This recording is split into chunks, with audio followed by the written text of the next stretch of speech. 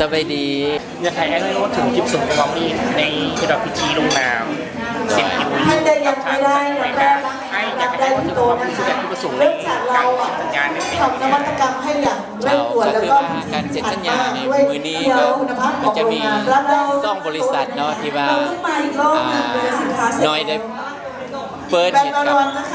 บริษัทเวก้าเนเจอรัลซึ่งว่าจะผลิตเครื่องสำอางอยู่ในนี้เราจะมี5ตัวด้วยกันเนาะหนึ่งจะเป็นน้ำแร่บอกหน้า5 นาทีหน้าเด้งหน้าใสหน้าตึงหน้าอ่อนเยาว์โคใบเนาะเห็นพ้นแน่นอนเนาะ5 นาทีเท่านั้นสำหรับน้ำแร่แล้วก็จะมีกันแดดมีเซรั่มแล้วก็มีโฟมเนาะอนาคตพวกเขาก็จะมีลักไลจะเป็นลิปสติกจะเป็นไอไลเนอร์เป็นมีหลายอันที่ว่าพวกเราจะผลิตออกมาอันนี้ก็คือว่าเป็นอีกจุดหนึ่งเป็นอีกก้าวหนึ่งที่ว่าพวกเราได้พัฒนาไปพร้อมๆกันระหว่างแบรนด์วาลอนกับ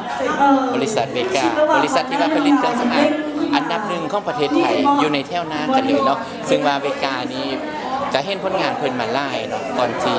จะได้ผลิตของเขาออกมาแบรนด์ของเขาออกมานะครับเพราะว่าเพิ่นผลิตให้กับหลายๆประเทศทั่วโลกกันเลยเนาะซึ่งว่าจะเป็นแบรนด์ดังๆอยู่ในบริษัทเวกานี่เพิ่นสามารถคิดค้นแล้วก็สามารถทดลองออกมาได้ด้วยความที่ว่ามีคุณภาพเนาะฉะนั้นแบรนด์วาลอนขอฝากไว้กับทุกคนว่าสินค้าของวาลอนทุกตัวเป็นสินค้าของคนลาวที่ผลิตจากโรงงานที่ได้มาตรฐานสากลเนาะแล้วราคาที่ว่าคนลาวจับต้องได้เนาะแผนทางอนาคตวาลอนก็จะส่งออกต่างประเทศคือกันเนาะของคนลาวบ่แพ้ซัดได้ในโลกเนาะอันนั้นเป็นแผนการตลาดของวาลอนเนาะแล้วก็อย่างอีกอันหนึ่งที่ว่าในการเฮ็ดสัญญาณในมื้อนี้ที่ว่าได้ร่วมกับบริษัทฟินิกอินเตอร์ไพรส์แห่งประเทศไทยกับมาเปิดฟินิกอินเตอร์ไพรส์ประเทศลาวจึงเป็นซ่องบริษัทที่ว่าชื่อเดียวกันเป็นบริษัทไอ้น้องกันเนาะไทยกับลาวเป็นไอ้น้องกันเพราะว่าบริษัทของพวกเรานี้จะเฮ็ดเกี่ยวกับการนำเข้าส่งออกผลิตภัณฑ์สินค้าทุกอย่างไม่ว่าจะเป็นนำไทยเข้ามาลาวนำลาวออกไปหรือว่านำลาวออกไปนำไทยเข้ามาอันนี้เป็นที่ว่าเราร่วมกับบริษัทฟินิกอินเตอร์ไพรส์เนาะ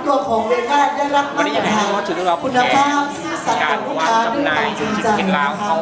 มีกำหนดแต่ว่าเขาจะขึ้นมาจำหน่ายออกสู่ตลาดที่ลาวไว้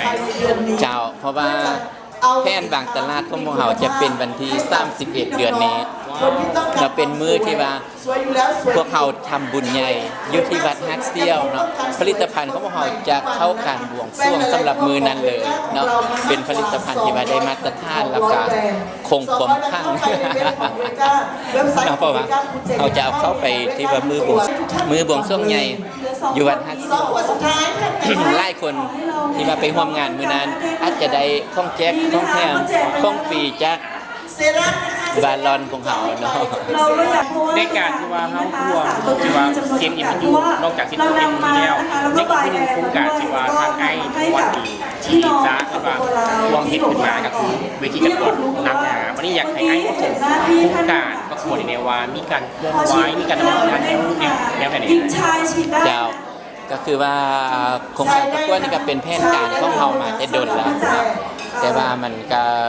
ทุกช่วงเวลายังบ่ทันอำนวยเนาะแต่ว่าตอนนี้พวกเขาพร้อมแล้วที่จะ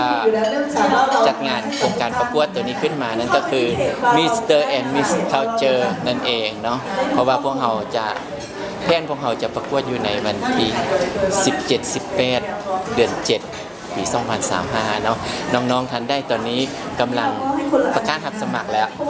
เนาะน้องๆท่านได้ต้องการอยากจะมาร่วมกับโครงการของ